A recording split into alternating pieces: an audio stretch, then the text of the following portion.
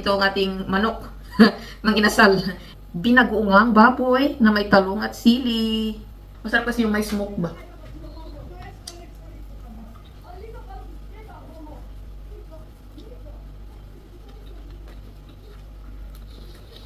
Open yung bintana ko. May Ukrainian kaming katabi na room. Nag-aaway. Crunchy siya mga may guys. Kahit hindi siya greasy. Pero crunchy yung balat niya. Masarap.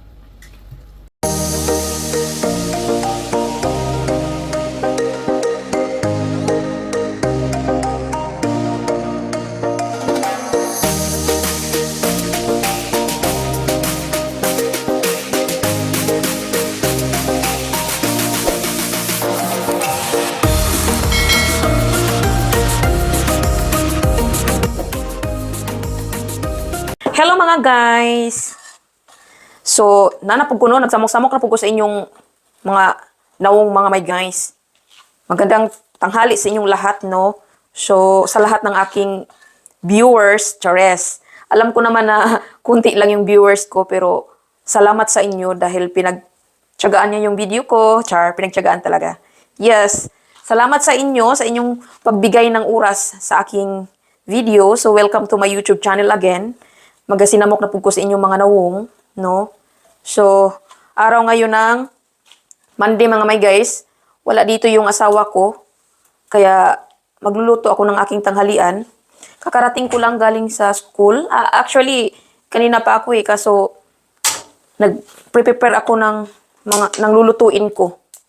Kasi ngayon mga may guys, magluluto ako ng binagoongang baboy, no? First time ko tong magluto ng ganito, binagoongang baboy. Kasi wala dito yung asawa ko, so ito yung chance ko dahil ayaw nga niya sa amoy ng bagoong.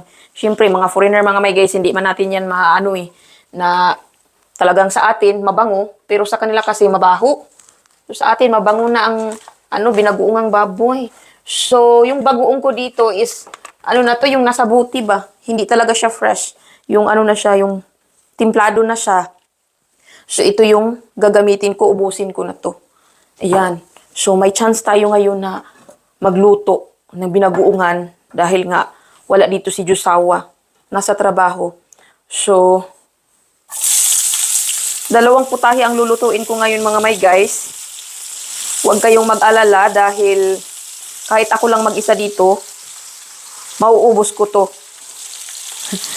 Nakakapagod kasi mga may guys, nag-aaral ako, tas gigising ng maaga, tapos magluluto pa. So, lulutuin ko na mga may guys. At ilang araw ko na tong maubos. No? So, pag wala ka talagang kasama dito sa bahay, talagang wala kang ibang maiisip kundi magluto ng magluto. Kasi, wala talaga akong ibang ginagawa dito mga may guys. Pagka dating ko galing sa school, hihiga agad ako. Pag hindi ako gutom, hihiga agad ako. Kasi nga, maaga akong gumising at antok na antok papuntang school. Kaya pagdating sa bahay, higa agad. Relax agad. Pero pag gutom ako, yun ang problema pag wala akong hinandang pagkain. Dahil magluluto pa ako, tsaka kakain. No? Kaya ngayon, Monday, lulutuin ko na siya lahat. Char, lahat. Hindi naman. Magluluto na ako ng marami para ilang araw ko na itong makakain. Siguro mga 3 days. Lalagay ko lang siya sa ref. Tapos, pagkarating ko sa bahay, initin ko na lang.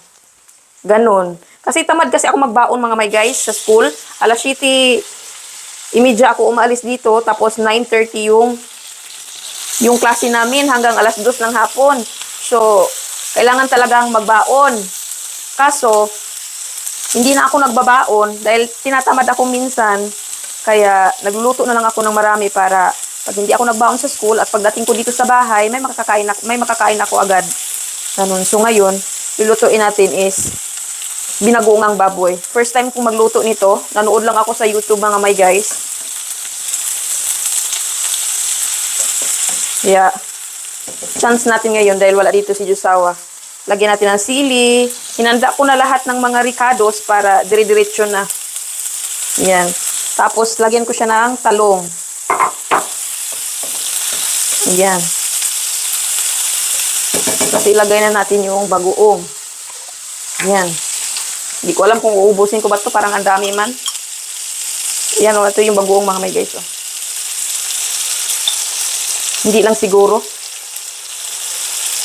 Yan.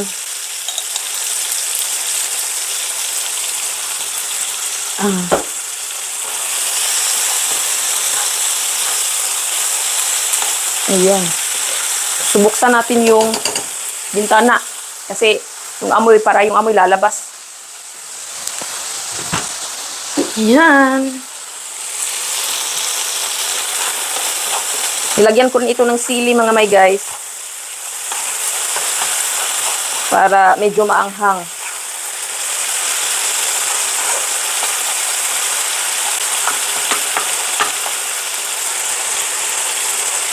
So, tignan nyo.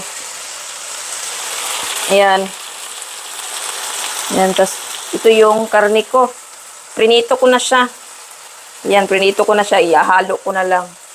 So, sana masarap ito. Dahil first time kong kumain ito, binagoongang baboy. Ayan. So, ilagay na natin tong karne. Ayan. Mukhang masarap siguro talaga ito. Char.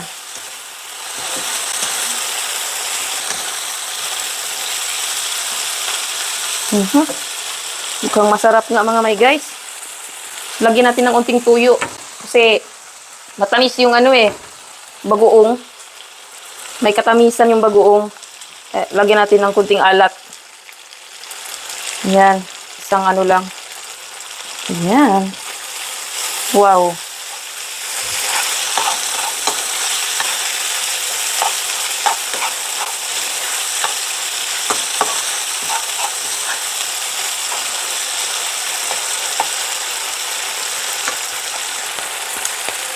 So guys, ready na to. Yan, lagyan natin ng talong. Sarap. Ang sarap nito. Siguro. Char. Siguro lang din dahil hindi pa ako nakakain ng ganitong binagoongan.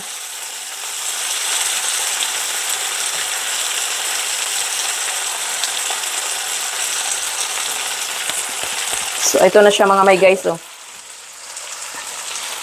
Ayan. Bango. Pero sa mga foreigner, baho yan.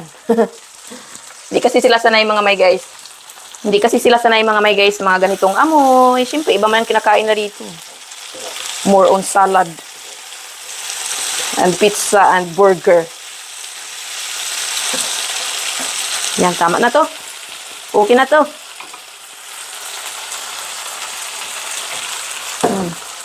So karon, ang susunod ko na namang lutuin mga may guys is chicken legs. So, mang inasal siya mga may guys. Dahil wala tayong uling, lutuanan, ihawanan. So, lutuin ko na lang siya mga may guys sa oven. So, mang inasal tayo mga may guys. Ito, minarinate ko na siya. Mga more than 2 hours ko na itong minarinate. Ayan. Yan, minarinate ko siya. Ay! Ayan. So, dahil wala tayong uling, wala tayong sugbaanan, so, lutuin ko na lang siya sa oven, mga may guys. So, wala naman sigurong pinagkaiba. Meron sigurong pinagkaiba yung parang maamoy mo talaga yung smoke ba? Yung talagang smoke sa apoy. No? Pero kasi iba ito, sa oven natin ilalagay. Yan. Minarinate ko siya ng mga higit 2 hours. Tama na siguro to. Yan o. Ayan. Yan. Mga malalaki. Yan. Ganyan. Minarinate ko siya mga may guys sa bawang. Tapos tanglad. Kasi may tanglad din sila dito mga may guys. Lemongrass. Kaso nga, hindi nga lang fresh yung tanglad nila. At saka ginger. So, sana masarap to mga may guys. No? So, 3 ang lulutuin ko. Ayan. So, mang inasal tayo mga may guys. Ayan. So, pinainit ko na yung oven. Ayan siya. 'Diba? Dami ko ng ulam mga may guys. Pero wag kayong mag-alala, mauubos ko ito. Dahil lang alang araw ko rin itong mauubos. No? So, pinapainit ko lang muna yung oven. Tapos tsaka natin ipasok. So, ayan guys, mainit na siya. Ilalagay na natin. Yan. Yan! Ilalagay na natin. So, mamaya, bibistingan ko yan mga may guys. May ginawa din akong pang basting. No? Para-paraan lang. Diba? So, ayun guys. Bibistingan na natin. Magbi-basting na tayo. Yan. Hindi siya masyado pang luto, pero bibistingan na natin siya. Ayan siya mga may guys, oh. Yan. Bibistingan lang natin. So, gumawa din ako ng pang-basting. Para-paraan lang to, chares. Yan. Para maging juicy ang ating... So, ang ginawa kong pang-basting mga may guys is yung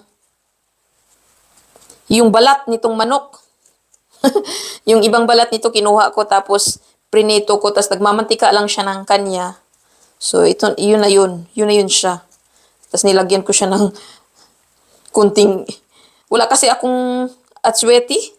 So ang ginawa ko yung paprika kasi parang kasing kulay siya ng atsweti pag hinahalo. So para-paraan lang tayo kasi hindi ito Pilipinas at hindi talaga makumpleto yung mga ricados natin dito. Dahil nga, Finland and then Philippines. So, ayan. So, ilalagay na natin ulit. So, naubos na yung pang-basting ko mga may guys. Lagay na natin ulit tapos, ayun, ready na para kainin. Iyan, balik na natin mga may guys. So, ayan. So, ayan, kunting tiis na lang siya mga may guys. Maluluto na ito. So, hello guys. Ready na siya. Ready na talaga siya. Natatakot kasi akong masunog mga may guys eh. Kaya siguro tama na siguro to. So, ito na siya. Tama na to. Luto na to. So, kain na tayo mga may guys. Kakain na ako. Dahil nagugutom na ang aking tummy. Lagay natin sa plato.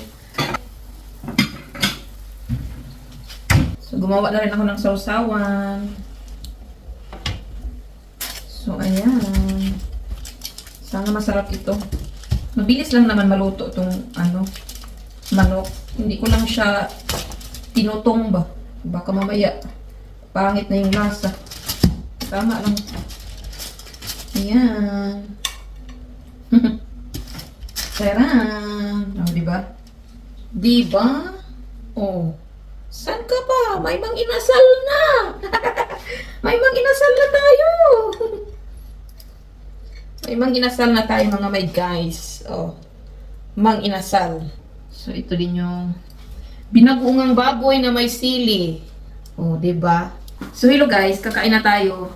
Siyempre, hindi mawawala yung Coke. Masarap i-partner ang Coke. So, kakain na tayo. Ito ang ating manok. Mang inasal. Hindi lang siya masyadong greasy mga may guys. Kasi nga naubusan ako ng pang-basting. Pero okay na to. Sarap na siguro to. So, yun. Kakain na tayo. So, magkamay lang ako mga may guys. Kasi masarap kumain pag nagkakamay. Let's eat mga may guys. Our mang inasal with tuyo na may lemon at binagoongang baboy na may talong at sili. O diba? Sarap. So magkakamay tayo para masarap yung kain. Yay. Ang sarap nito.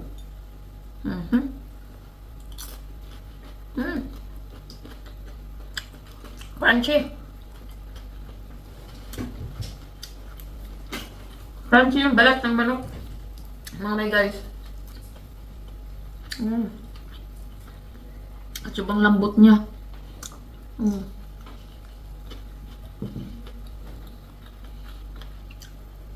Mm.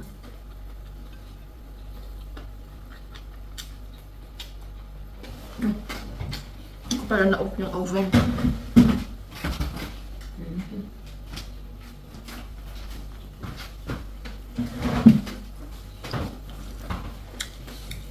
Yes.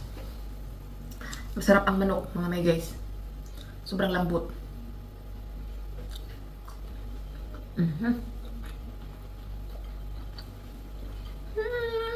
Masarap naman dyan.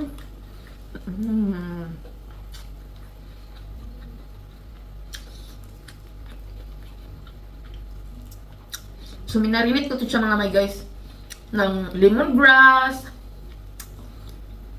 garlic, oyster sauce, soy sauce, yun, tsaka paminta. Yes. Ang sarap niya mga may guys. Masarap yung timpla.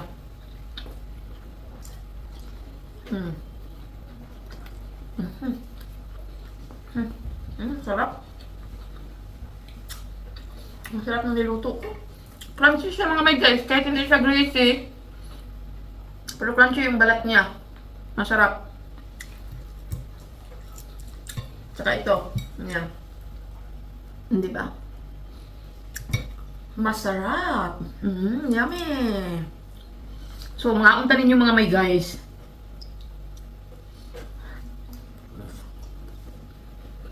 Mga unta ninyo.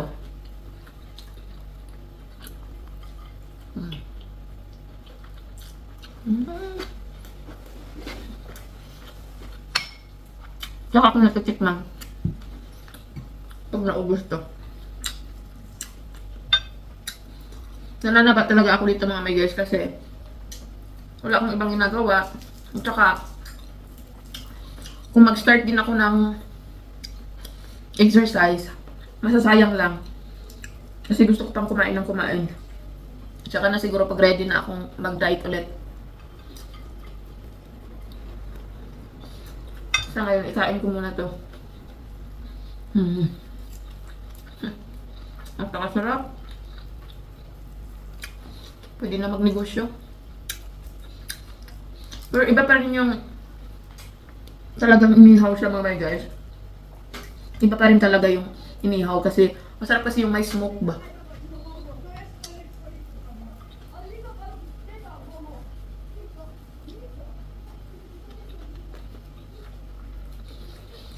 Open yung bintana ko. May Ukrainian kaming katabi na room. Nag-aaway. Kaya narinig ko kasi open yung bintana ko. Inopen ko mga guys para lumabas yung amoy.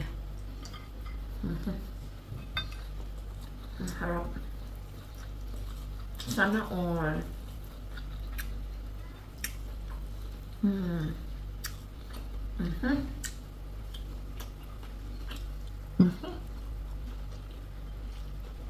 So ngayon, tikman na natin to. Binagungang, baboy. Crunchy din tong baboy mga may guys kasi prinito ko muna siya. No? Kaya crunchy din tong baboy.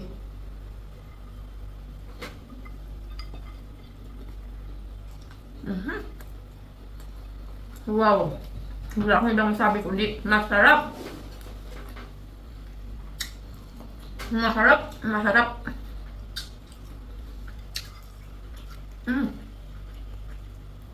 Grabe mga may guys. Nag-enjoy ako. Ang sarap. Nakakaulang.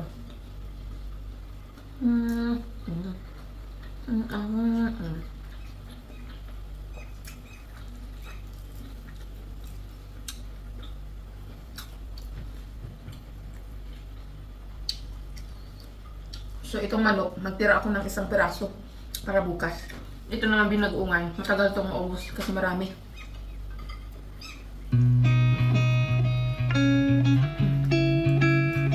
Promise mo may guys, ang sarap.